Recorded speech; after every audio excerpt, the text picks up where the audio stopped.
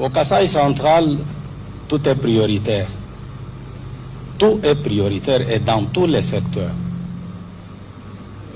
À propos des infrastructures, j'ai eu à le dire tout à l'heure, qu'il n'y a encore rien. Et quand il n'y a encore rien, c'est qu'il faut commencer. Il faut relativiser quand même cette partie, monsieur le gouverneur, parce que le ministre de l'État a apporté... Non, laissez-moi parler. C'est à moi de donner la réponse à la question qui m'est posée. Allez-y, s'il vous plaît. Oui. Infrastructures mais qui a donné nous sommes de en plus en face plus de vous, vous nous posez chacun des questions.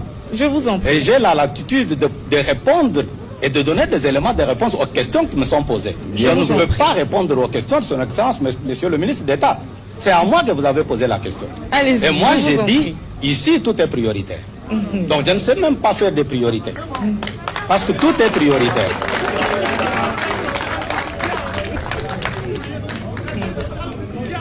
Ici, et vous avez senti ça, la population a parlé. La population a communié avec le chef de l'État. Et la population a dit, nous voulons la route de Kananga Kalambambouj. La population a dit Nzembo, ça veut dire le courant. La population a dit Maï, ça veut dire de l'eau. La population a dit voirie urbaine. J'ai commencé par dire qu'il n'y a pas de voirie ici. Il n'y a pas de voirie parce que nous avons deux offices qui n'existent que de nom. Je le répète et je m'assume. Nous avons l'office de route qui n'a rien et qui ne fait rien. Nous avons l'OVD qui n'a rien et qui ne fait rien. Voilà le tableau macabre de la province de Kasaï central. Je suis gêné, je suis peiné pour me tenir debout. Parce que si je présente le tableau de manière... Mais vous avez parlé du budget. Non, je préfère ne même pas revenir sur le budget. La mobilisation... Oui, mais qu'est-ce que nous ne pouvons pas faire? Qu'est-ce que nous faisons? Là, je préfère ne pas ouvrir le débat. Mais je vous dis tout simplement, madame, qu'ici chez nous, tout est prioritaire. Et qu'ici chez nous, nous sommes une province totalement abandonnée. Laissée. Pourquoi? Et il n'y a rien ici. Merci beaucoup. Voilà. S'il vous plaît, je rappelle, chers professionnels de médias, que ce n'est pas un exercice politique où on applaudit. Il ne faut pas se voiler le face.